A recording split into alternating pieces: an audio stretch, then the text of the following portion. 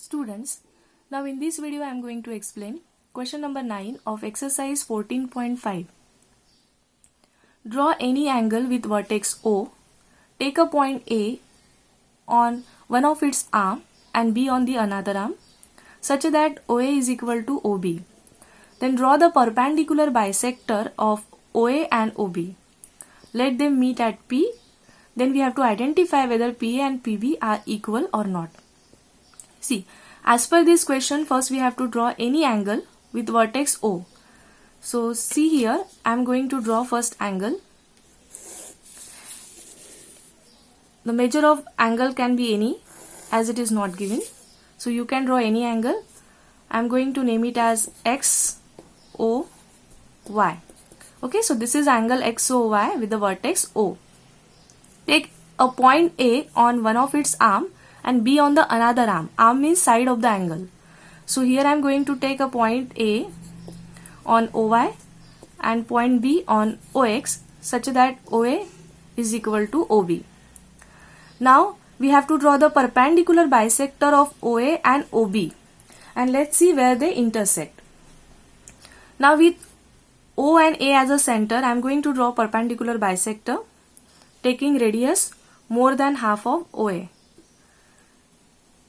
Now from O, first I am going to mark arc. Then from A, I am going to mark arc.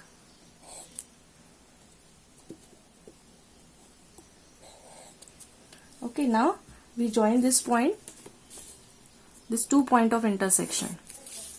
Similarly, we have to draw the perpendicular bisector of OB. So with O and B as a center and radius more than half of OB, I am going to mark arc over here.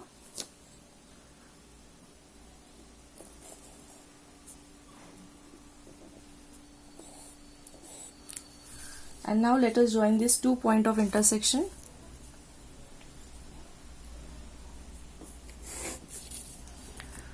Now this is the perpendicular bisector of OB, right? Now where these two perpendicular bisector intersect? See here at this point. So we have to take this point as P.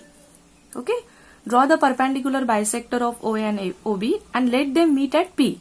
So this is the point of intersection of both the perpendicular bisector, which I am going to take P.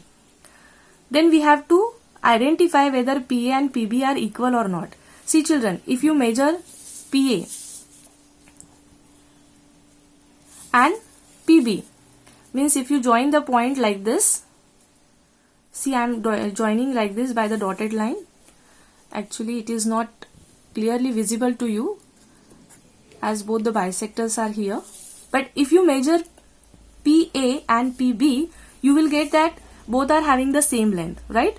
So is PA and PB are equal? So we can say that yes, PA is equal to PB.